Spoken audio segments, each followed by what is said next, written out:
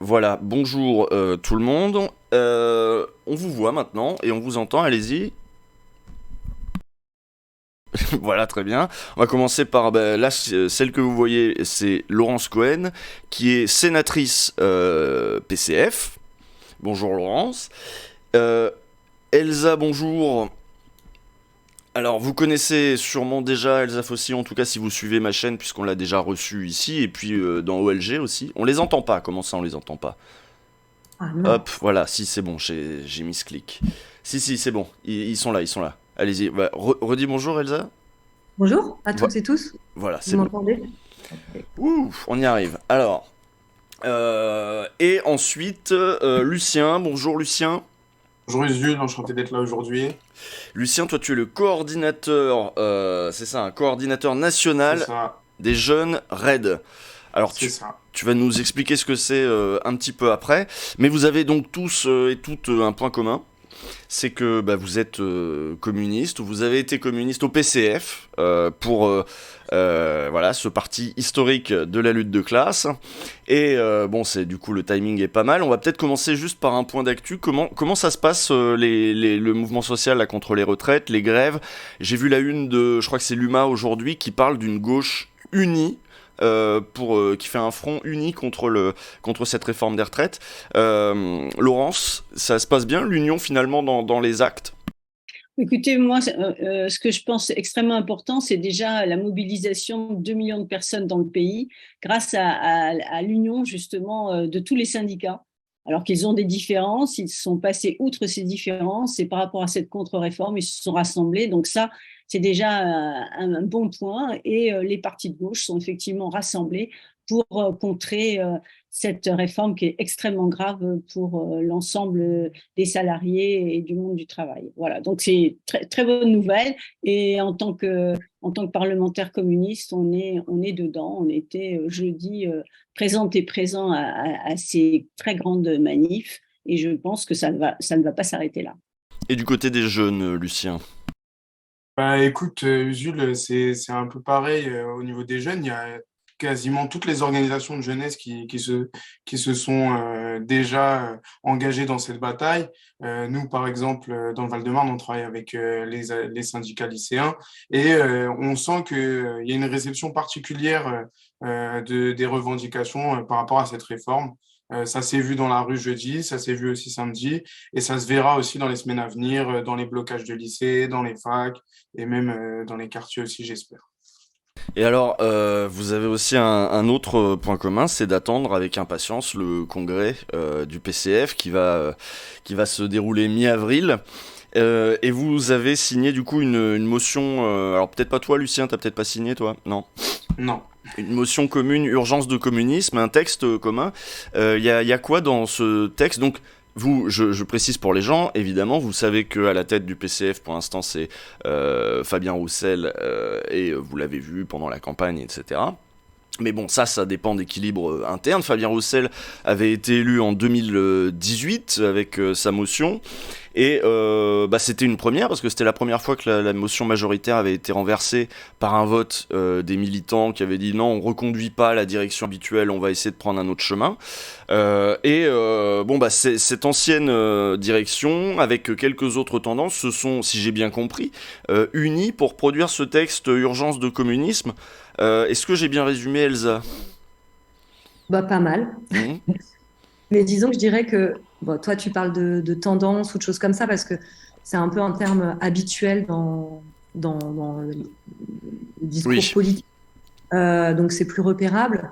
Je dirais qu'en tout cas, il y a un front assez large de celles et ceux qui veulent avoir du débat dans ce parti. Et Urgence de communisme, ça dit d'abord ça, cette volonté de pouvoir engager en grand le débat, à la fois évidemment sur le contenu de ce qu'on porte, mais aussi sur la stratégie, et que c'est bienvenu après 4 ans et demi sans avoir de congrès, parce que ça fait 4 ans et demi qu'on n'a pas débattu. Il s'est passé quand même pas mal de choses Mhm. pendant ces 4 ans et demi. On peut parler évidemment de la présidentielle, parce que celles et ceux qui nous suivent, certainement, c'est le truc le plus repérable. Il y a la NUPS, il y a presque les 5 ans de mandat Macron aussi, il y a l'arrivée du RN à l'Assemblée nationale. Enfin, il y a quand même beaucoup, beaucoup de choses.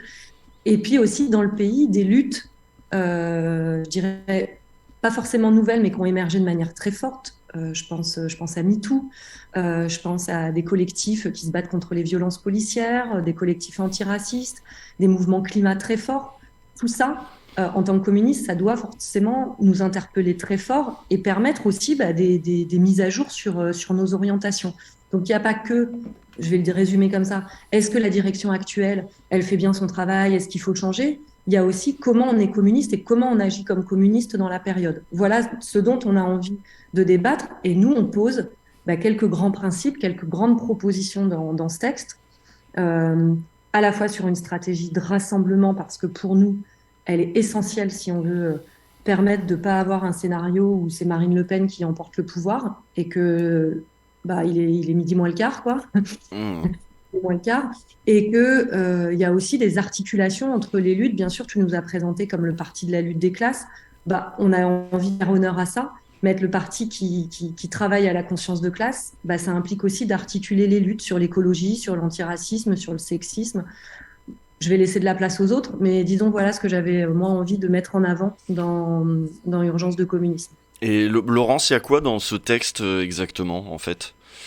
Alors, moi, ce que j'ai envie de dire, et qui en fait intéresse tout le monde, parce que le débat, qui est un débat effectivement de congrès en interne, c'est un débat en fait qui concerne tout le monde en ce sens où c'est l'urgence de la situation. Moi, je j'ai pas signé, c'est la première fois que je signe un texte, on va dire alternatif, c'est-à-dire qui est différent de celui qui a été adopté majoritairement. Et si je l'ai fait, c'est parce que je pense qu'il y a urgence et qu'il faut qu'on se bouscule davantage. Urgence au niveau des luttes à mener. Elsa en a énuméré un certain nombre. C'est pas seulement des luttes qui ont lieu en France, mais c'est des luttes qui sont internationales parce qu'on est face à un capitalisme mondialisé.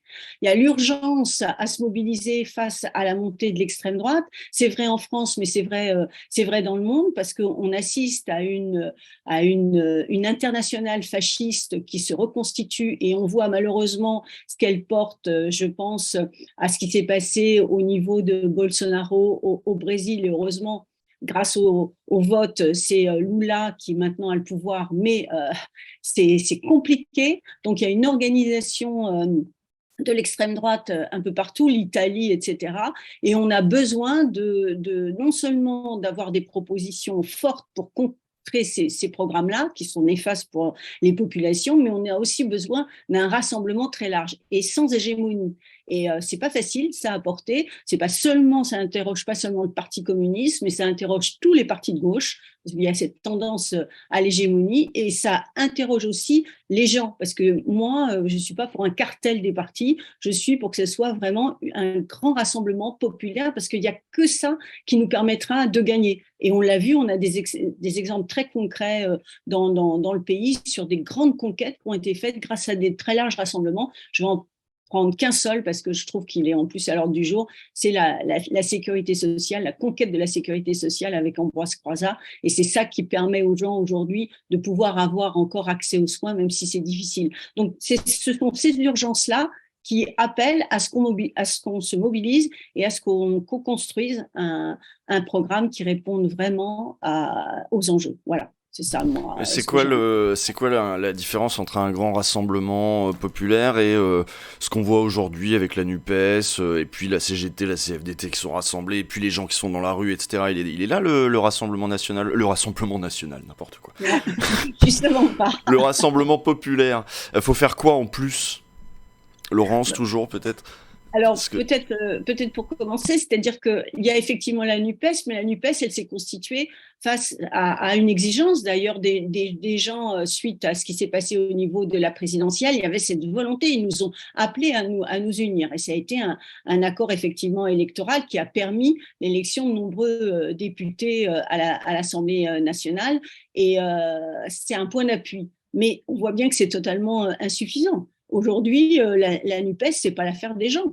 Et donc, il y a besoin de faire en sorte qu'il y ait des articulations entre ces mouvements, que ce soit les gens qui n'ont pas de parti, qui se mobilisent effectivement, qui sont syndiqués, qui ne sont pas syndiqués, et les partis politiques. Et l'exemple des retraites est un exemple intéressant parce qu'on voit bien là que face à cette contre-réforme du gouvernement, eh bien, il y a eu cette grande convergence qui s'est soldée jeudi par 2 millions de personnes dans la rue. Mais c'est là-dessus, c'est-à-dire par rapport aux luttes qui sont à mener aujourd'hui, qu'il faut qu'on arrive à élargir notre rassemblement. Moi, j'ai envie que j'habite Gentilly, une petite ville limitrophe de Paris, j'ai envie que les gens dans les quartiers populaires, dans tous les quartiers, puissent se mobiliser, venir s'en mêler et donner leurs mots. C'est comme ça que ça peut être démocratique et que ça peut faire bousculer les rapports de force. Donc l'idée, c'est d'ouvrir le parti, et là, pour l'instant, c'est pas tellement l'orientation qu'a pris le PCF ces dernières années. On a parlé au moment de l'élection, au moment du vote en 2018,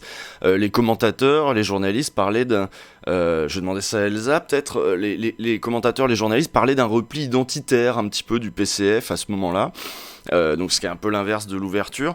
Est-ce que pour toi c'était ça, il y a un repli un petit peu identitaire dans le sens de l'identité communiste, mais dans un sens un petit peu, on va dire, ouais,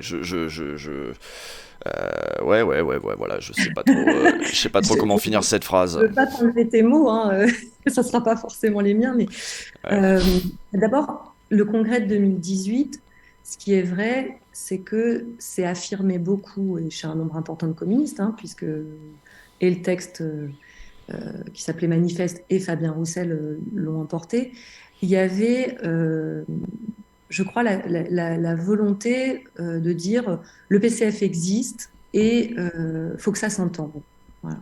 Qui est légitime comme aspiration, hein, pour des camarades qui ont vécu des périodes où le Parti communiste était plus fort et donc plus utile aussi à la société. Et puis on rappelle pour les plus jeunes qui nous écoutent que, parce que s'ils sont jeunes, en fait, ils ont connu que Fabien Roussel, très probablement, ils ont jamais entendu parler de Pierre Laurent, et ils ont... voilà. Georges Marchais, alors peut-être qu'ils connaissent Georges Marchais, Robert Hue c'est moins sûr, mais en tout cas ce qu'ils ont vu eux jusque-là, c'était le PCF qui fait les campagnes de Mélenchon à chaque fois au présidentiel, et donc la présence de Roussel, c'était à la campagne, à la dernière élection présidentielle, c'était du coup nouveau pour eux, ils découvraient le PCF avec son porte-parole. C'était une volonté claire de cette motion-là, d'ailleurs, de dire le PCF existe parce qu'il était absent des campagnes présidentielles précédentes, c'est ça? Oui, disons que la suite logique, c'était de dire si on s'affaiblit, c'est aussi parce que on ne se présente pas aux élections présidentielles. Donc, parce que c'est un moment important de la vie politique. Donc, disons que ça paraissait logique à beaucoup de camarades que de dire voilà, on s'affaiblit parce qu'on n'est pas assez présent, pas assez médiatique. Moi, j'ai pas envie de dire ces camarades ont tort. La question, c'est que l'analyse poussée nous conduit à dire que on a aussi fait le choix de rassemblements plus grands, étant confrontés à un affaiblissement de la gauche dans le pays, et qu'il y avait besoin d'unir nos forces si on voulait espérer l'emporter, gagner pour transformer. Et que moi, je ne crois pas que c'est parce qu'on a arrêté de se présenter à la présidentielle que notre parti s'est affaibli à la fois en son corps intérieur, mais aussi dans son audience vis-à-vis des gens. Donc, voilà, cette suite logique, moi, je n'en tire pas les mêmes conclusions. Donc, il y a eu une promesse faite par Fabien Roussel, celle de dire parce qu'on va être beaucoup à la télé, parce qu'on va être beaucoup dans les médias, parce que on va se présenter à la présidentielle, nous allons retrouver de l'influence. Moi, ce que je constate, c'est que la présidentielle n'a pas permis de dire ça, ni d'ailleurs les élections européennes, et qu'heureusement que la proposition de la NUPES arrive pour permettre qu'il y ait des élus. Mais évidemment, c'est pas qu'une question d'élection, c'est aussi nos liens avec d'autres corps en mouvement, d'autres collectifs en mouvement dans la société. Et moi, ce que je constate, et ce que nous constatons, eh bien, c'est que par des prises de parole, parfois un peu, je dirais, à l'emporte-pièce, eh bien, nous nous coupons aussi d'un certain nombre de collectifs qui pourtant portent des propositions progressistes, portent des propositions que nous-mêmes, nous pourrions nommer communistes sans leur demander d'en faire autant, mais en tout cas qui visent à un dépassement du capitalisme, qui vise à l'émancipation humaine. Et je crains que par certaines orientations, à la fois visant à sauvegarder avant tout l'appareil Voilà, que le premier objectif soit la sauvegarde de l'appareil, plutôt qu'une sauvegarde de l'appareil au service d'une cause commune, eh bien, on se prive d'un possible rassemblement avec plein de choses qui sont émergentes et fortes dans la société. Alors je rappelle, avant de poser une question à Lucien, je rappelle aux gens, parce que j'ai vu passer dans le chat, oui, Friot notamment, parce que tu parlais de propositions émancipatrices, Friot notamment est signataire, oui, tout à fait, et signataire de ce texte aussi. Lucien, quand Elsa parlait d'une orientation qui avait fait en sorte, qui avait peut-être contribué à faire en sorte que le PCF se coupe de certains milieux, la jeunesse, et qu'est-ce qui s'est passé avec la jeunesse, pourquoi est-ce que tu es encore au Parti communiste, qu'est-ce qui s'est passé, est-ce que tu peux nous raconter un petit peu ce que c'est que RAID? Ok, bah alors personnellement, je suis plus au Parti communiste et je suis plus au MJCF. À l'époque, j'avais adhéré pour différents combats, notamment il y avait la loi travail, mais j'ai aussi participé à une campagne contre le contrôle aux faciès qui a débouché sur une proposition de loi, notamment portée par Laurence Cohen qui est ici présente, et ou même sur des questions de solidarité concrète, etc., etc. Mais on voit qu'il y a une sorte de décalage qui s'est fait sur ces 4 ans et demi entre justement ces luttes émergentes, pas nouvelles, mais qui ont pris de la place ces dernières années et dans lesquelles les jeunes se sont fortement inscrits, que ce soit le combat de justice et vérité pour Adama et contre les violences policières, que ce soit le combat contre l'islamophobie, tout le mouvement MeToo et justement les différentes vagues qu'il y a eu, ou encore les marches contre l'inaction climatique. On voit que parfois, il y a eu des décalages dans le discours, voire parfois des ambiguïtés. Et quand je dis dans le discours, je ne parle pas de tous les membres du PCF. Il y a énormément d'élus du PCF qui se sont inscrits dans ces luttes-là, qui ont apporté du soutien et qui ont été utiles à ces luttes-là. Mais par contre, il y a eu parfois dans la représentation nationale, donc dans les propos de Fabien Roussel ou d'autres parfois, des ambiguïtés et ce qu'on peut dire comme des appels à la défiance, enfin des petites attaques. Notamment, moi, ce qui m'a particulièrement choqué et ce qui a peut-être ancré la rupture chez moi avec le PCF, enfin en tout cas avec ce PCF, ce PCF, c'est 2 événements forts. C'est au même moment où moi, les jeunes autour de moi, j'habite à Villejuif, j'habite dans une ville populaire où justement il y a beaucoup de jeunes issus de l'immigration qui subissent un rapport brutal de la part de la police, en fait, dont le rapport avec la police est juste un rapport violent qu'ils subissent. À ce même moment où ces amis à moi me parlent de ça comme un des sujets importants politique du moment, Fabien Roussel décide de participer avec des syndicats d'extrême droite à une marche pour la police. Et devant l'Assemblée nationale en plus. Exactement. Ouais. On s'en souvient, à cette époque-là, du coup, Elsa avait fait une tribune dans l'IB c'était à cette occasion-là qu'on l'avait reçue dans OLG. Et le deuxième point, du coup? Et le deuxième point, je dirais, c'est plus l'ensemble en fait de renoncement par rapport à la bataille culturelle et de petites phrases qu'on peut entendre sur les plateaux qui acceptent quelque part des propos presque réacs parce que ça pourrait convaincre une sorte de classe populaire qui serait un peu fantasmée. Je peux y revenir, mais jusqu'à récemment, c'est des petites phrases comme ça, et souvent on nous dit mais c'est pas ce qu'il a voulu dire, etc. Mais s'il y a des gens qui se sentent offensés, c'est que ça veut bien dire quelque chose. Il y a eu récemment les féministes, il y a eu... Alors les féministes, c'est que Roussel a mis en scène, j'explique pour les gens, Roussel a un peu mis en scène son truc de... son opposition à Sandrine Rousseau, en fait, ça fait déjà quelques temps. Et la dernière en date, c'était pour qu'on... Putain, je tousse maintenant. Sur le débat droit à la paresse, valeur travail. un débat un petit peu artificiel, une opposition un petit peu artificielle. Il a parlé des fléministes, donc un mot valise dans lequel il y a flemme et féministe. Donc en gros, Europe Écologie Les Verts et Sandrine Rousseau seraient à la fois feignantes et féministes, et donc l'inverse de ce que lui porte, lui qui aime le travail. Et pas alors les féministes, je sais pas, mais je sais pas pourquoi il souligne ça, je vois pas le rapport qu'il fait là-dedans. Laurence, le mine de rien, ces petites phrases, ces petites accroches, ça marche pour aller dans les médias, ça a apporté une visibilité. Les grands médias ne tarissent pas d'éloges sur Fabien Roussel, y compris Cyril Hanouna qui disait ah moi je l'adore, tout ça. Ça semble fonctionner médiatiquement.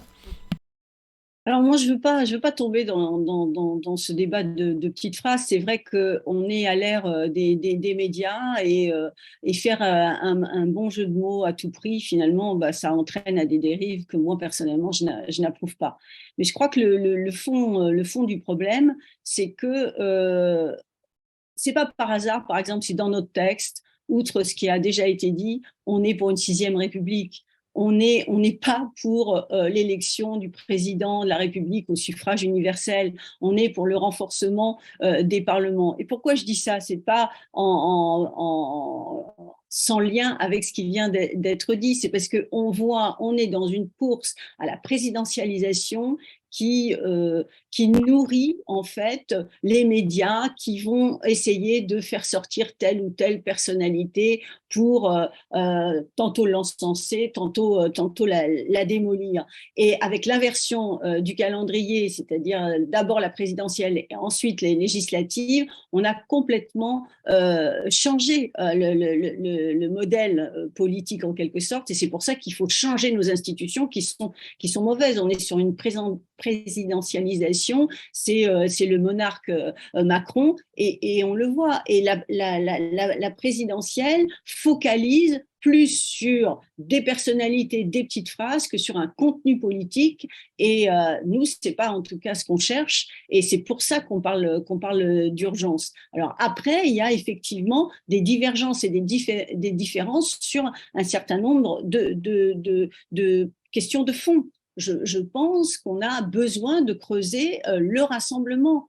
C'est quoi, on en a parlé, c'est quoi le rassemblement populaire? Comment est-ce qu'on le porte? Comment est-ce qu'on veut faire bouger les rapports de force? Moi, je trouve que le communisme, c'est-à-dire la mise en commun, est plus d'actualité que jamais, du fait de la mondialisation capitaliste et de tous les mauvais coups qui tombent sur les gens. Et à partir de là, comment est-ce qu'on fait? Et c'est pas en essayant de se différencier à tout prix qu'on va réussir à modifier les choses. Il faut redonner du sens à nos propositions, que ce soit au niveau du travail, que ce soit au niveau de l'écologie, que ce soit au niveau du féminisme. Et je voudrais dire à ce propos-là, que pour moi, il n'y a pas d'hierarchisation des luttes. C'est ça aussi qui fait peut-être notre différence et sur lesquels on a besoin de discuter. Ça fait très longtemps au niveau du Parti communiste français que dans nos textes de congrès, on a affirmé la lutte contre le racisme, la lutte contre le patriarcat, l'importance du féminisme, etc. Et c'est porté par Fabien Roussel. Mais le problème, c'est l'articulation. Et c'est le fait que pour moi, il n'y a pas d'abord la lutte anticapitaliste, et puis après la lutte antipatriarcale, et après la lutte contre le racisme. Ce sont des luttes qui sont totalement liées, parce que si on veut transformer la société, si on veut changer le monde dans lequel on est de ce capitalisme mondialisé, c'est tous ces rapports de domination qu'il faut faire voler en éclats. Et c'est donc tout ça qu'il faut porter. Et moi, je trouve qu'il y a un retard, en fait, où on va privilégier telle ou telle lutte. Il y a deux mouvements qui, pour moi, sont extraordinaires en ce moment. C'est la lutte MeToo mondialisée. Et on voit ce que ça fait. On n'a pas parlé, mais regardez ce qui se passe en Iran. C'est d'abord la révolte des femmes, c'est carrément après, ça gagne la société. Donc, il y a ce mouvement-là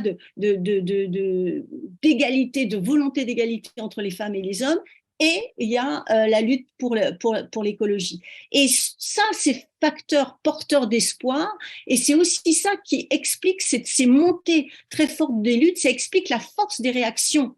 et de ce qui se passe, y compris ce qui s'est passé dimanche là avec les produits et tout ça. Et je trouve qu'on ne l'analyse pas suffisamment bien aujourd'hui dans l'organisation politique à laquelle j'appartiens, le Parti communiste, et c'est pour ça qu'on a un texte qui est différent et qui montre ce que je suis en train d'expliquer.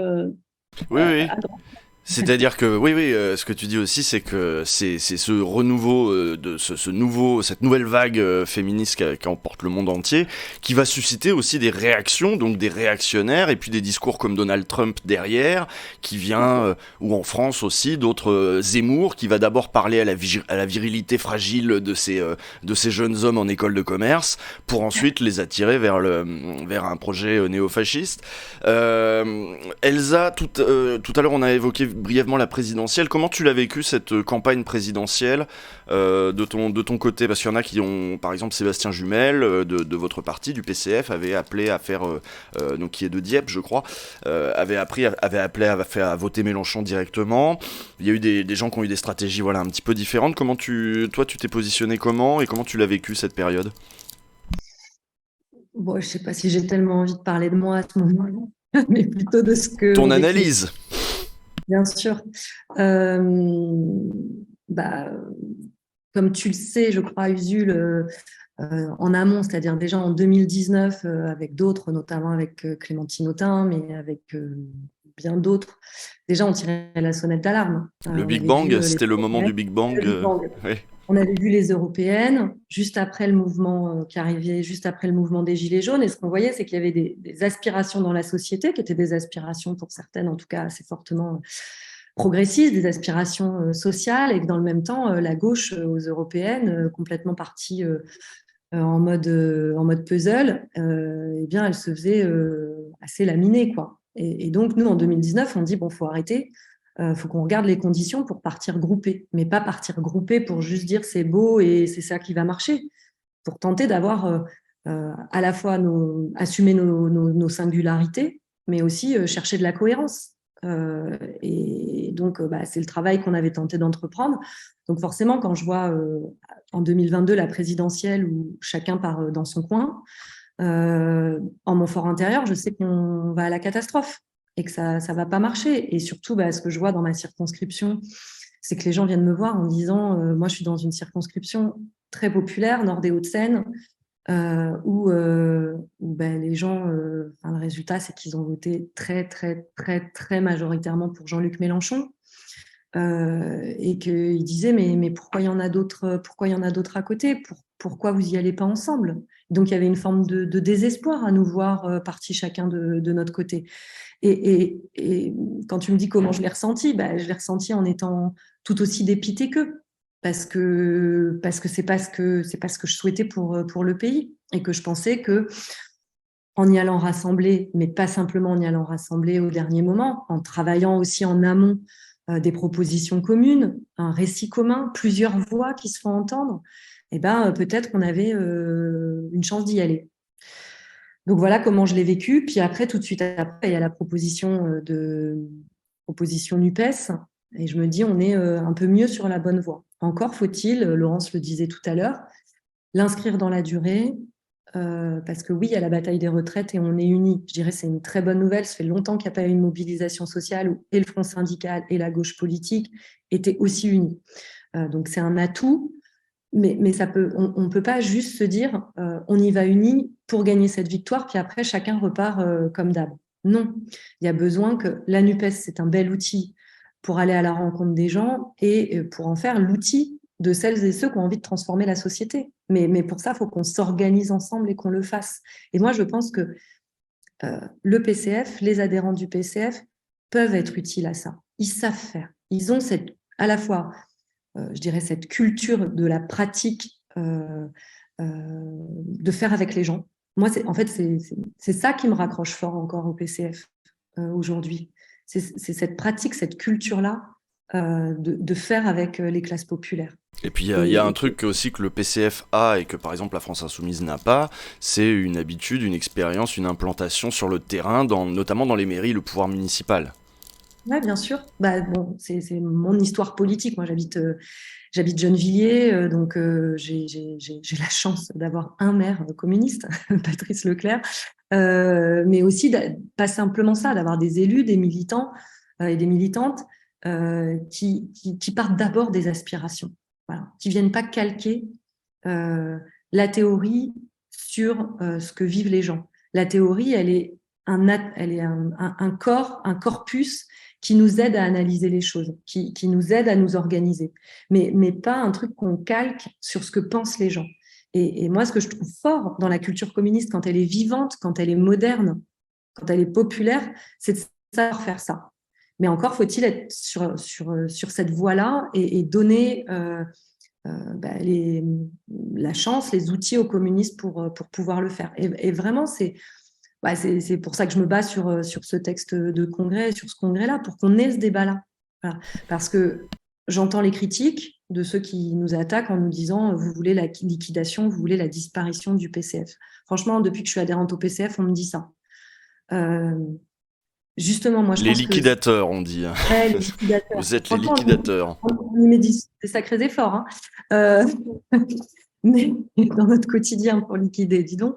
Non, mais enfin, pour sortir de l'ironie, je pense vraiment que la voie qu'on suit, qui est celle d'un isolement, qui est celle d'aller chercher quelque part les médias néoconservateurs pour se refaire une santé, c'est vraiment la voie la plus sûre de la disparition. C'est la dépossession de ce qu'est notre force. Donc, notre force, je pense qu'on peut la trouver dans le cadre de rassemblement et pas simplement NUPES, dans cette idée d'unité avec toutes les forces vives qui se battent dans ce pays pour se défaire des différentes formes d'exploitation et de domination, et qu'on peut vraiment être utile à ça.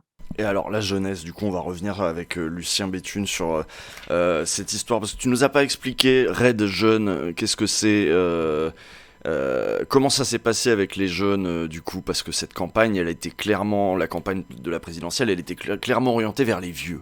Il y avait vraiment un truc du vieux mode de vie qui devait parler un petit peu aux vieux communistes aussi, avec voilà, la voiture, la viande, le pays, le terroir, etc.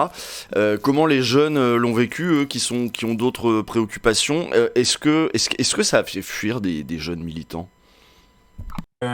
Déjà, je vais commencer par un truc, c'est que je suis pas d'accord sur ce côté un peu générationnel de la campagne était adressée aux vieux. Moi, ma grand-mère, bon, bah, elle a 74 ans, elle est adhérente du Parti communiste et elle s'est pas sentie représentée dans cette campagne.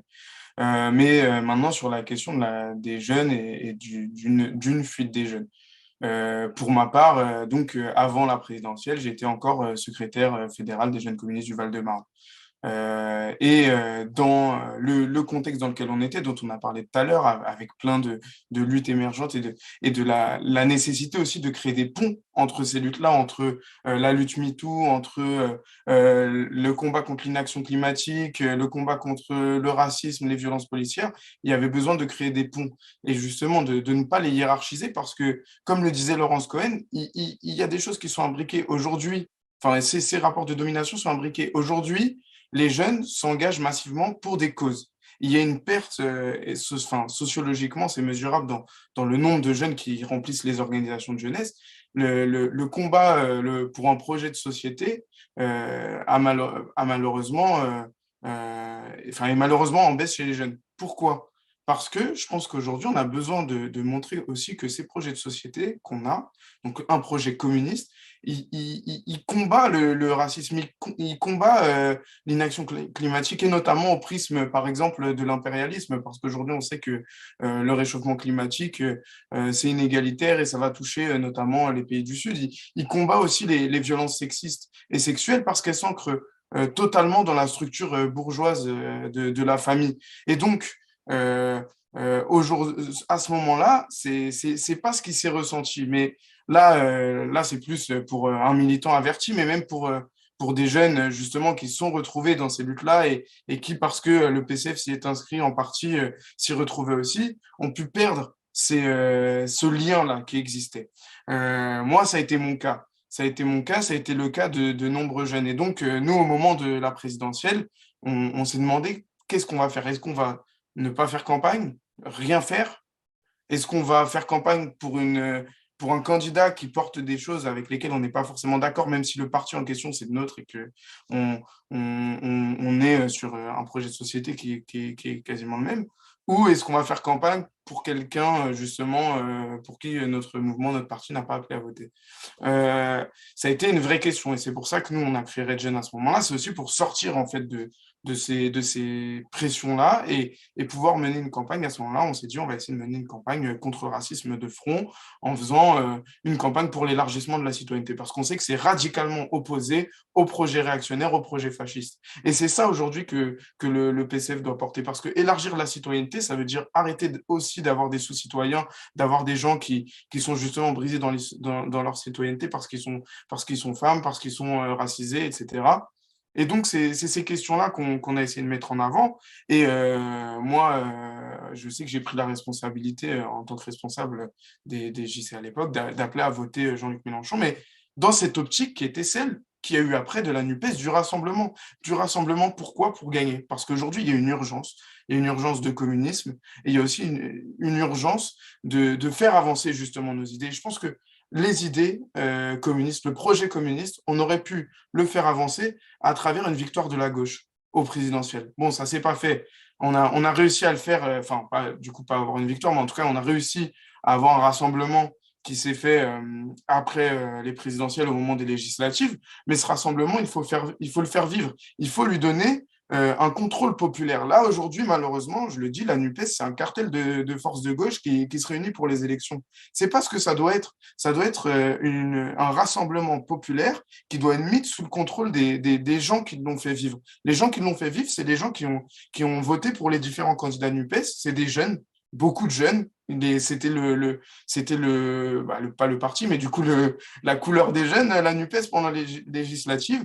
Et je pense que c'est comme ça aussi qu'on peut gagner sur la bataille des idées et proposer un projet qui soit autre que le projet libéral qu'on nous sert à toutes les sauces en ce moment avec la réforme des retraites et qui soit autre qu'un projet réac ou fasciste. Et pour ça, il faut jamais faire de concessions, tout en gardant cette idée de rassemblement. On peut rassembler sans faire de concessions. Et moi, je pense que c'est ça auquel il faut réfléchir aujourd'hui en tant que communiste, au parti et en dehors.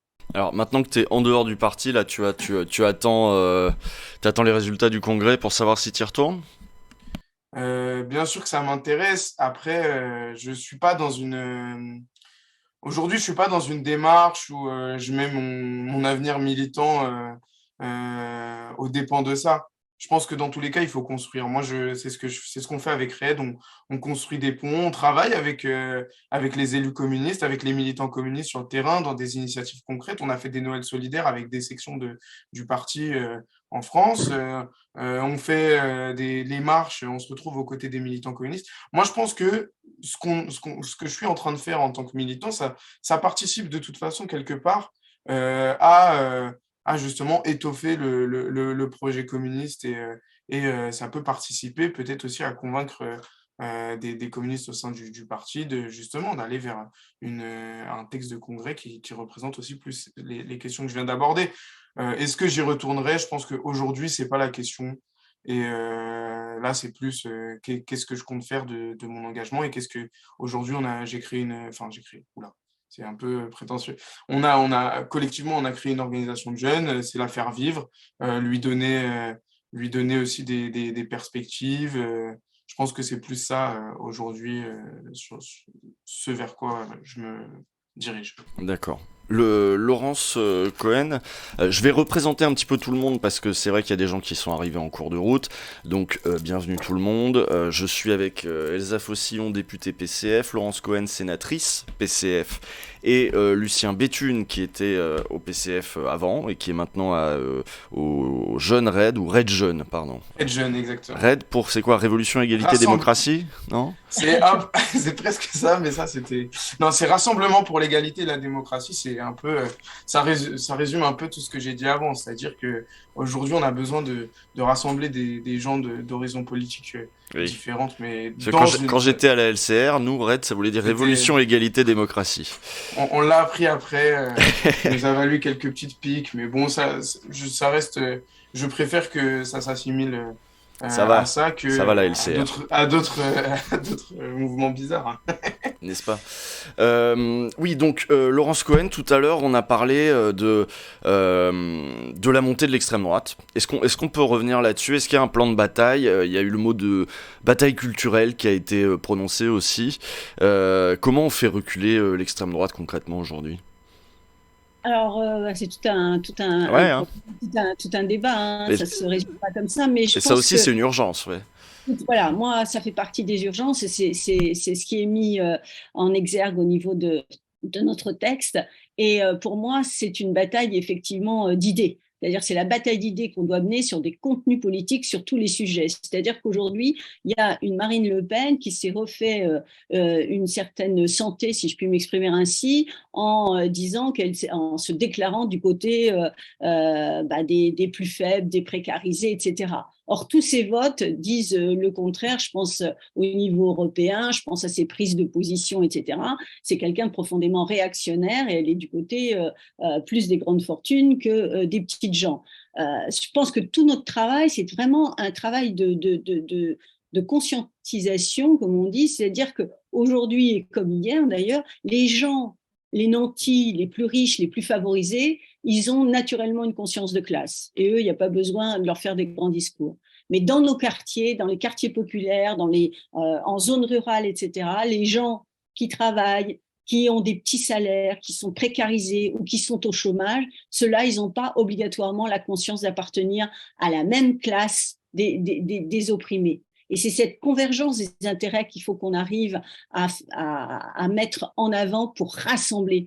Je pense qu'il n'y a pas de divergence énorme, par exemple, entre les bagarres qu'ont menées les gilets jaunes il n'y a pas si longtemps que ça, et aujourd'hui, les batailles qui sont menées par rapport à l'énergie, par rapport aux retraites.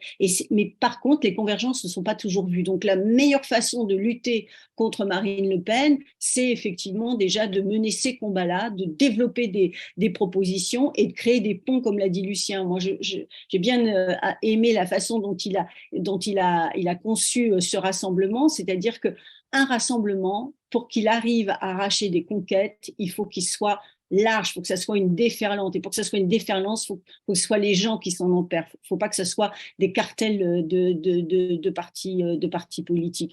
Et je pense que la question là qui est au cœur de notre débat, c'est pas refaire le débat pour la présidentielle. Ce débat-là, il est passé. On a mené la bagarre et on a vu le score que l'on a récolté. Je pense qu'il y a un bilan à faire objectif dans nos rangs de ce que ça veut dire avoir une candidature communiste au niveau de la présidentielle, de ce que ça veut dire d'avoir une candidature communiste au niveau des européennes, pour voir que finalement, comment progressent nos idées, et le résultat, c'est combien on a d'élus. Et pour moi, c'est extrêmement important, et les gens qui sont dans des villes comme celle d'Elsa ou comme Gentilly, etc., je pense s'en rendre compte, avoir des élus communistes, du maire aux conseillers départementaux et aux parlementaires, ça fait la différence parce qu'on est des élus de terrain. Moi, je peux vous dire qu'au niveau du Val-de-Marne, eh bien, il y avait une majorité de gauche à direction communiste avec Christian Favier. Ben, il y avait des conquis sociaux, des politiques qui étaient développées, qui aujourd'hui sont mises à mal par la droite qui est au pouvoir. Et ça fait la différence. Pareil au niveau de la région. Donc c'est tout ce combat-là qu'il faut que l'on mène à l'intérieur de nos rangs. Mais pour moi, le congrès, c'est pas un congrès en vase clos. C'est pour ça que je dis que c'est important qu'on puisse avoir une émission comme la vôtre pour qu'il y ait des gens qui ne sont pas communistes, qui nous écoutent et puis qui se fassent leur propre idée et puis qui se mettent dans la bagarre, parce que la bagarre, c'est qu'il faut qu'on fasse reculer Macron et puis tous ceux qui le soutiennent. Et il y a vraiment une union des droites contre les gens, contre le monde du travail. Alors, j'ai une question un peu précise. Toujours pour Laurence peut-être. J'ai pas lu le texte proposé par ceux qui sont actuellement à la direction. Il y a vraiment des points de désaccord, des choses qui vous différencient même dans le texte, parce que bon, on s'imagine que des communistes savent de toute façon dire même dans un texte même dans un texte à la Roussel, qui sont contre l'extrême droite, qui sont contre le racisme, etc. Je veux dire, c'est dans le langage de base. Donc il y a des choses dans leur texte qui a priori vous font dire que c'est pas la bonne voie, et c'est même écrit là. Je veux Ah, vas-y, Laurence, vas-y. Juste pour dire que moi, ce que j'ai trouvé dans le texte qui a été voté par la majorité du Conseil national, j'ai trouvé que c'était un texte qui n'était pas en dynamique, en fait.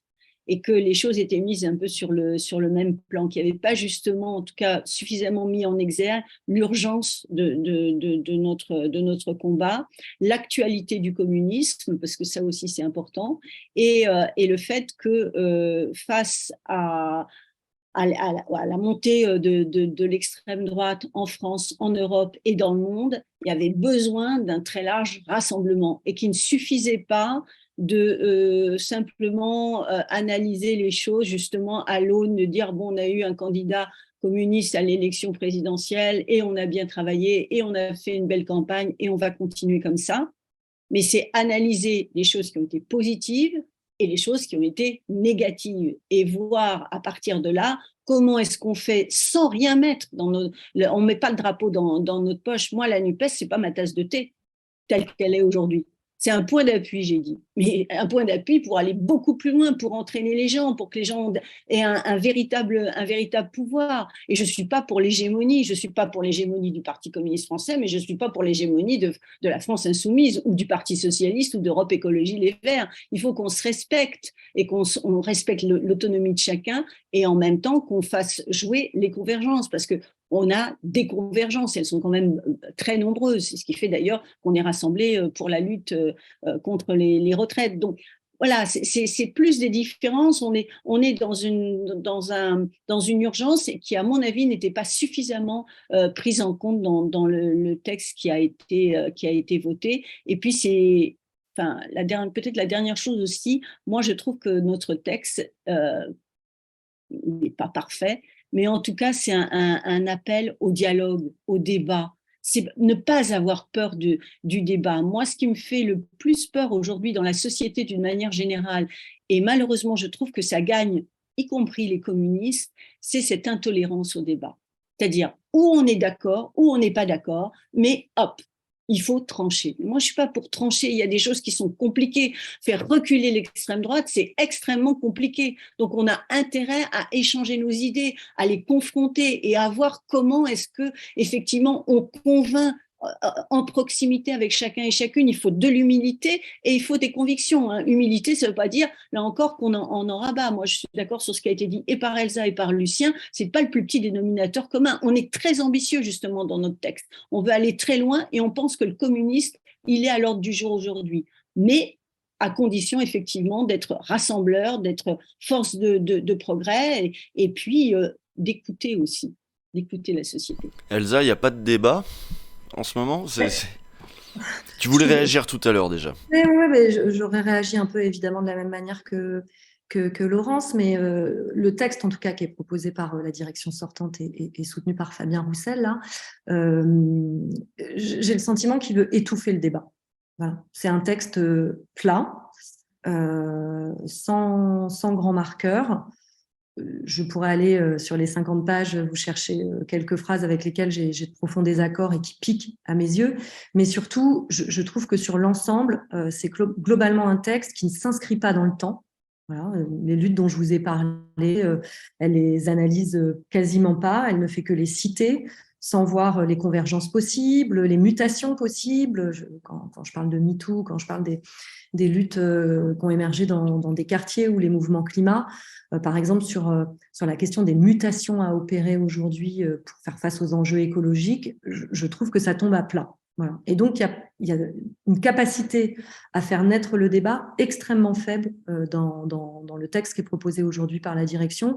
Et puis, il y a un point sur lequel je trouve ils se font plaisir, c'est toute l'analyse de la dernière période. Alors, tu me diras, c'est un peu normal, comme c'est la direction sortante, ils vont pas se faire du mal. Mais on peut quand même quand on est une direction sortante, dire, voilà, on a pris ces orientations, on peut constater que là, ça a moins bien marché qu'à d'autres moments. Par exemple…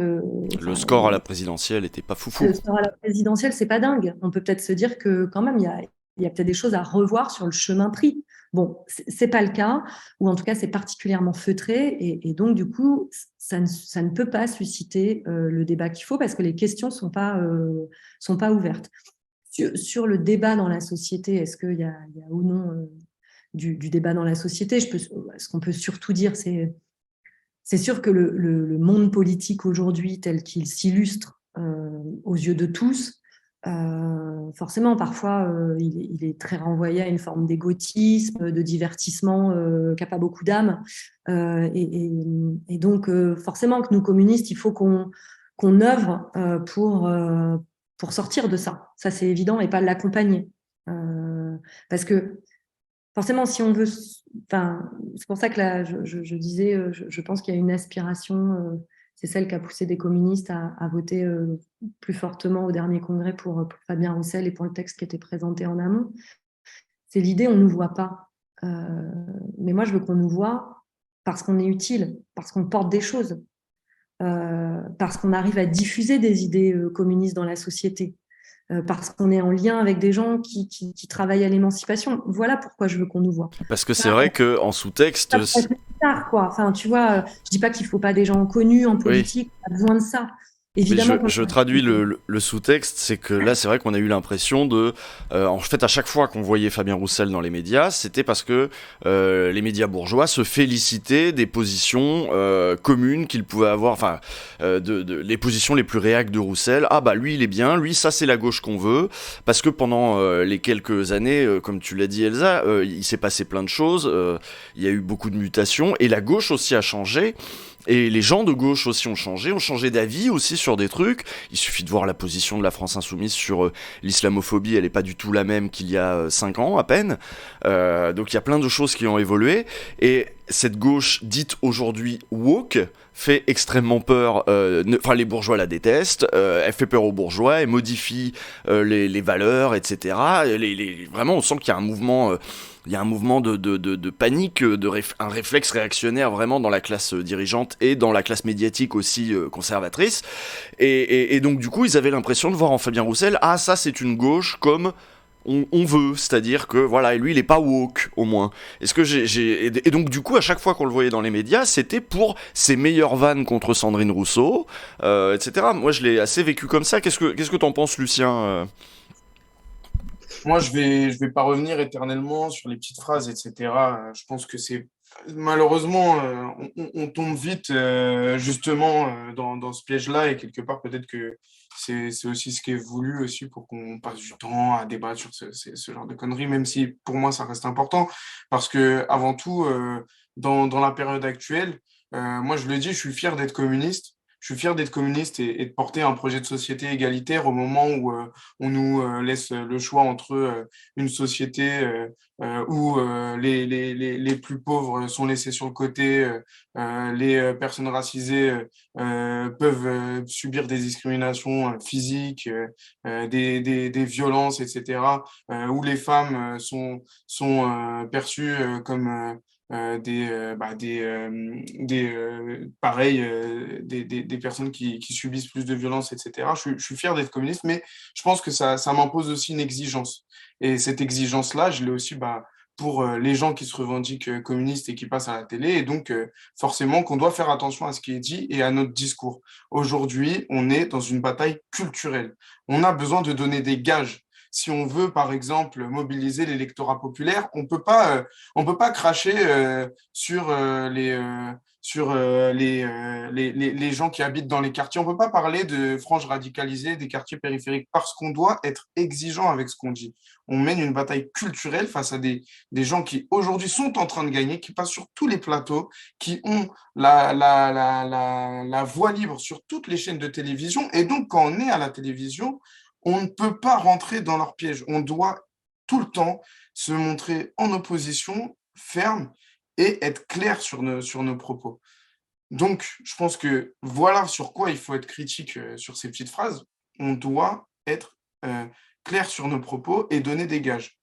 Et donc, pour finir là-dessus, Oui, c'est puis pas pour rien. on va s'acheminer doucement vers la fin Ouais. du live. Hein. Vas-y, tu voulais... Pour finir là-dessus, c'est aussi pas pour rien qu'il y a un affaiblissement du Parti communiste, notamment chez les jeunes. C'est pas pour rien si il y a quelques mois, il y a 150 jeunes dans le Val-de-Marne qui ont décidé de quitter le MJCF. C'est pas pour rien si même dans les villes où il y a des maires communistes qui font du travail, le candidat communiste fait pas un bon score. Bon, il y a bien sûr les aspirations qui ont été réveillées par Jean-Luc Mélenchon, mais par contre, si notre propos il était clair et si le propos du PCF était clair et notamment de son dirigeant, je pense que ça changerait quelques dynamiques et ça donnerait encore plus de force à tous les communistes qui militent sur le terrain, qui sont utiles, qui sont présents dans les initiatives de solidarité concrètes, qui sont présents dans toutes les luttes dont on parle.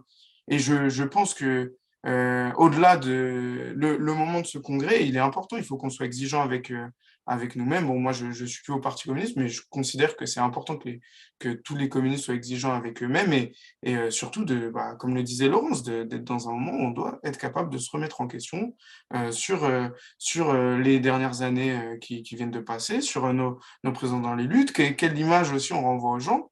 Il ne faut pas les prendre avec mépris. Je pense que si beaucoup de gens s'indignent, il ne faut pas les prendre avec mépris ou dire ouais mais eux ils comprennent pas ils comprennent pas ce qu'on dit. Nous on porte un modèle de société communiste nanana, nanana. En fait il faut en tenir compte et à ce moment-là il faut aussi trancher. Et j'entends souvent oui mais Fabien Roussel la personne la plus appréciée des Français politiques Ah de oui, gauche, la personne de gauche, oui, c'est ça. Ouais. la personne de gauche la plus appréciée des Français, mais dans quel contexte? Dans un contexte Puis en où fait, il est l'extrême apprécié des gens de droite. non, mais moi, je ne dirais pas ça, mais c'est surtout que dans un contexte général où la bataille culturelle, on est en train de la perdre face à l'extrême droite.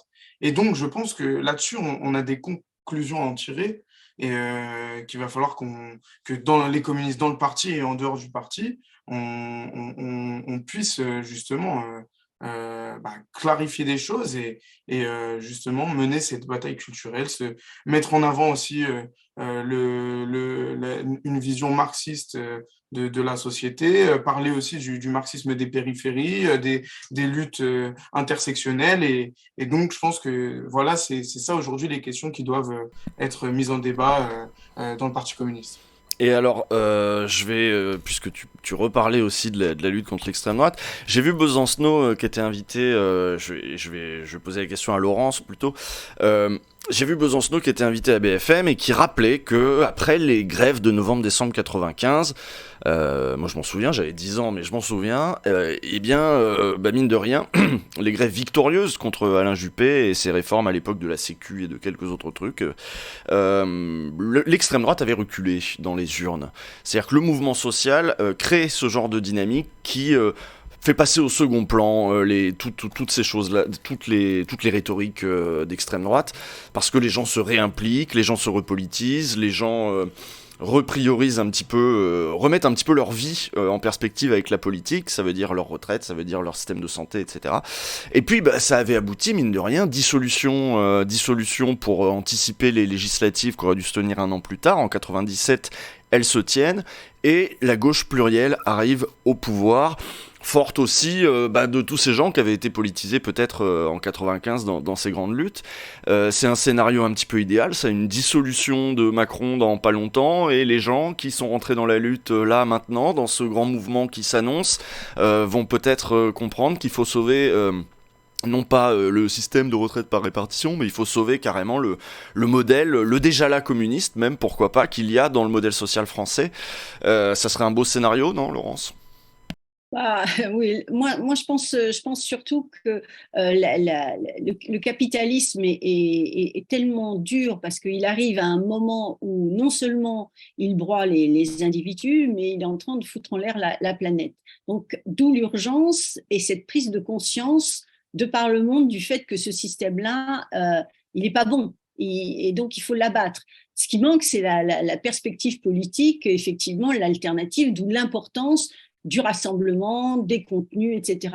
Et on a une bataille idéologique très forte à mener, sans oublier que ce combat-là, qui est un combat de classe, qui est un combat frontal, on le mène, mais face à des intérêts qui sont extrêmement puissants, parce que je voudrais quand même dire qu'il y a une partie des grandes fortunes, donc de la grande bourgeoisie, du patronat, etc., qui est du côté de cette extrême droite, et je pense notamment à un certain nombre de médias qui sont entre les mains d'un certain Bolloré qui parle de combat civilisationnel. Donc c'est tout ça qu'on a à combattre et on ne peut, à mon avis, effectivement les faire reculer que par des preuves dans les luttes, dans les contenus politiques et dans les conquis qu'on arrive à arracher. Et je pense que c'est pour ça qu'il ne faut pas simplifier le débat. Il faut arrêter avec ces petites phrases, ces maladresses, etc. En même temps, pendant la campagne électorale, il ne faut pas caricaturer. Il y a eu, par exemple, porté par Fabien Roussel, mais qui était ce que porte le Parti communiste français dans son ensemble, au moment du Covid, où il parle de la remise en cause des brevets. C'est une lutte très forte aussi du Parti communiste contre les violences qui sont faites aux femmes, contre toutes les formes de violence. Je pense à nos positions sur l'abolition de la prostitution, etc. C'est porté, c'est revendiqué. Et ça peut rassembler. C'est toutes les batailles que l'on mène contre l'ubérisation et qui sont portées par le Parti communiste français. Donc, moi, je pense que pour arriver à convaincre, il y a à la fois les contenus, mais à la fois la crédibilité sur le rassemblement. Et c'est là où on a à se poser des questions, c'est là où on a à progresser, c'est là où on a à entraîner les gens avec nous sur ce terrain-là, si on veut effectivement faire reculer la désespérance et éventuellement des replis vers l'extrême droite. Mais on est dans une période là où, avec la montée des mouvements sociaux, notamment par rapport aux retraites, il y a une opportunité qu'il faut pas gâcher. Alors après, je lis pas dans le marc de café, je sais pas comment les choses ont évolué et si ça va encore grandir. Ce que j'espère, en tout cas, nous au niveau des communistes, on fera tout pour que ça grandisse. Bonjour au RAID aussi qui vient les RAID RAID. Oui, alors dans le chat on me dit que par exemple ça c'est pas une proposition, les positions abolitionnistes sur la question des TDS, c'est pas des positions qui vont faire consensus, en tout cas pas dans le chat. Mais bon, parler de débat. J'ai provoqué un peu parce que je le savais et que je trouve que c'est un combat important à mener que les communistes mènent justement. On mène pas que des choses qui sont consensuelles et plus petits dénominateurs communs, loin s'en faut. Et j'ai fait exprès de provoquer parce que je pense que c'est pas mal. C'était calculé. D'accord. Voilà. Elsa, mon scénario, ouais. il était bien, non ? Alors, il est pas mal. Il est pas mal. Et de toute façon, quand Besancenot parle généralement dans les médias, il est à la fois très écouté, très apprécié. Et je fais partie des gens pour qui ça fait la même chose. Juste une chose. On peut prendre Gramsci, tiens. Ça va parler peut-être à pas mal de monde. Tu sais, quand il parle des signaux qui nous disent qu'on est en société pré-fasciste. Bon, il y en a plusieurs. L'arbitraire de la société, les violences qui montent, les actes racistes qui augmentent. Et puis, il y a aussi il n'y a pas d'alternative. Donc, on est quand même dans cette période-là, et moi j'entends qu'après une mobilisation d'ampleur, peut y avoir le RN qui recule, c'est une hypothèse crédible. La question c'est, qu'est-ce qui se passe en plus ? C'est-à-dire, est-ce qu'il recule et qu'il y a une mobilisation progressiste, une mobilisation de gauche ? Et c'est l'enjeu en fait, parce que 97, la gauche n'est pas tout à fait dans le même état qu'elle ne l'est il y a encore 2 ans, ou même aujourd'hui. Parce qu'à la fois la NUPES, moi je pense que c'est une bonne nouvelle, que c'est un très bon point d'appui, mais on est encore sur une proportion qui est trop basse pour espérer l'emporter dans de bonnes conditions, l'emporter pour pouvoir transformer. Tu veux dire que l'Union avait été mieux construite en 97, c'est-à-dire il y avait eu plus de temps, de discussion, etc. Là, ça a été fait vraiment vite fait, quoi. Donc c'est pas assez solide. La gauche était plus forte aussi, en fait, à cette période-là. Elle était déjà en train de faiblir, mais elle était plus forte qu'aujourd'hui en masse. Et avec des gens qui avaient peut-être un peu moins de défiance qu'aujourd'hui aussi. Donc, quand tu vois les proportions de votants aujourd'hui pour les élections, qui va voter aussi ? C'est-à-dire les classes populaires qui ont le plus intérêt à se dégager de l'oppression capitaliste, raciste, sexiste, et qui, en même temps, vont voter plus faiblement que les autres. Donc, si tu veux, c'est pour ça que, oui, une mobilisation gagnante, évidemment, de toute façon, sur la question des retraites, c'est la meilleure des nouvelles qui puisse arriver en ce début d'année 2023. Oui, c'est un point supplémentaire et c'est un point à marquer. Vraiment, il faut qu'on y arrive. Mais en même temps, il y a une seconde étape, une fois qu'on l'a gagné, c'est faire en sorte qu'il y ait il y ait une mobilisation forte et une implication forte de celles et ceux qui aujourd'hui parfois se sentent seuls au milieu du reste du monde, tu vois, parce que quand même c'est un peu la société qu'on a aujourd'hui, des gens qui aujourd'hui se sentent seuls au milieu de millions d'êtres humains, tu vois, et donc il y a besoin qu'on se rende compte que on a une force commune et qu'on a un outil commun ou des outils communs pour pouvoir se battre ensemble. Et ça, je dirais, c'est quand même le défi des partis et des mouvements de la gauche politique, mais aussi de tous les collectifs humains progressistes. Et c'est le défi qu'on a à remplir assez rapidement, quoi. Le plus vite possible, c'est urgent. Ouais, et avant que je vous laisse, je vais vous laisser peut-être faire une petite conclusion chacun. Là on a 2452 personnes qui nous écoutent en ce moment. Est-ce que vous avez un mot, un message à faire passer peut-être avant de terminer Lucien peut-être d'abord? Moi, je vais commencer par une chose, c'est dire Non, tu vas finir. À finir. Finir. Je vais finir par dire ça. Pour tous les jeunes qui nous regardent et qui sont intéressés justement par la question de la lutte contre l'extrême droite, par les différents combats anticapitalistes, féministes, antiracistes, de rejoindre Red Jeune, justement parce qu'on porte un projet de société qui s'oppose à ça. Et en ce moment, on est sur la réforme des retraites, on s'y oppose totalement dans les lycées, dans les facs, dans les quartiers, etc. Mais on a aussi une campagne de long terme qui vise à élargir la citoyenneté parce qu'on pense qu'une société communiste doit avoir une citoyenneté universelle quelque part. Et justement, voilà, ça serait ça mon dernier mot. Après, le congrès du PC, moi j'espère que ça va être un moment démocratique important et que justement, ça va être un grand moment de débat pour les communistes. En tout cas, je leur souhaite. Merci à toi en tout cas Lucien d'avoir été là pour parler un petit peu du point de vue de Red Jeune. Laurence, un mot de conclusion?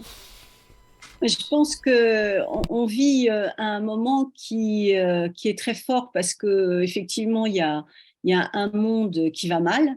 Je l'ai dit tout à l'heure, d'un point de vue écologique, d'un point de vue y compris des systèmes capitalistes qui broient les individus. Il y a des guerres en Ukraine, etc. Et ça pourrait conduire à une forme de désespoir. Et en même temps, je pense qu'il y a quand même une prise de conscience des gens de par le monde du fait que ce système capitaliste est un système dont il faut se débarrasser. Donc je pense que là, on est à un moment où il y a un besoin plus que jamais d'ouvrir une alternative et que l'alternative pour changer le monde, elle est de la responsabilité de chacun et de chacune. C'est-à-dire il faut que chacun et chacune se mobilise pour faire en sorte que la vie quotidienne, parce que c'est de la vie quotidienne dont on parle, elle soit pas comme elle est aujourd'hui, c'est-à-dire symbole de souffrance, que ce soit au travail, que ce soit dans la vie familiale, etc. Et je pense que la réflexion qu'on peut avoir au niveau du Parti communiste, qui j'espère va permettre d'enrichir le débat et de le faire partager, j'espère que ce sera une contribution effectivement pour qu'on arrive en France à modifier le rapport de force et à recréer un espoir à gauche dans un très grand rassemblement populaire, majoritaire, parce que le but, c'est de changer tout ça. Et je pense que je l'ai dit déjà, mais je le redis, je pense que le communisme, la mise en commun, c'est un très bel idéal et que c'est plus que jamais d'actualité. Et là, en plus, s'engager, c'est très concret et c'est très facile ces temps-ci, puisque vous avez la prochaine date d'ores et déjà, c'est le 31 janvier. C'est le 31 janvier, ça veut dire qu'il y a manif, mais ça veut dire qu'il y a grève. Il y a des gens que j'ai vus le 19 faire leur première grève pour la première fois. Dans le privé, c'est très simple, c'est très facile. Vous avez le droit, vous allez pas bosser, vous dites non, je fais la grève. Bon, c'est une journée de salaire de perdu, et c'est pour ça aussi que c'est pas, ça n'a pas été enchaîné enchaîner directement après le 19, hein. C'est pour ça que la prochaine date c'est le 31. Mais voilà, faites grève, dites aux autres, à vos collègues de vous suivre et allez dans la rue évidemment, parce qu'on va avoir besoin d'être très très nombreux. Ça c'est le mode d'emploi basique sur s'engager aujourd'hui maintenant, c'est déjà ça. Voilà, c'est une date, c'est le 31 janvier. Elsa, t'as un mot de conclusion ? Bah, c'est à moi que revient l'autopromo de notre texte, alors, du coup. Puisque donc le vote sur le texte dont on vient de parler, sur les textes mis à disposition du débat des communistes, c'est très bientôt, c'est le 27, 28, 29 janvier, donc c'est le week-end qui arrive là.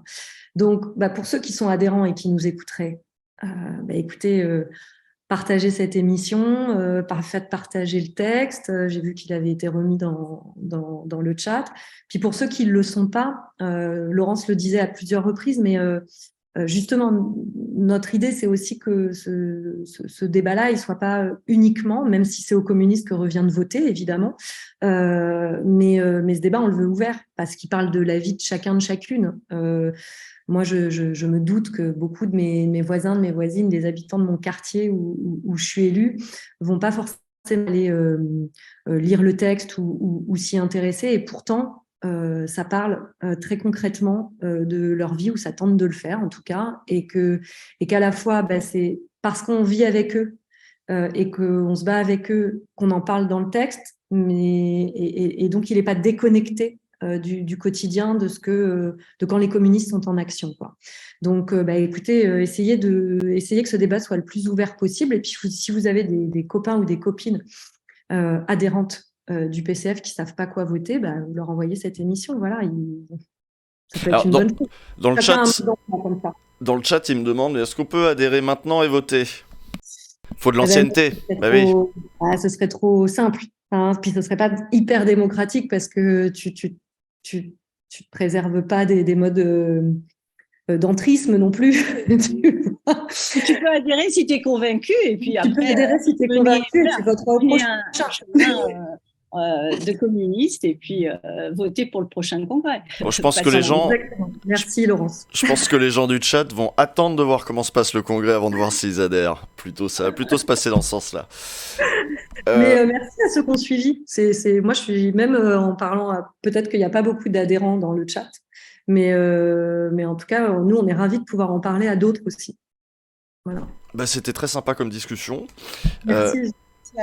À tout le monde. Merci à vous. Je vous lis. Moi je vous retrouve. Moi je fais une petite pause sur le stream pour les gens là.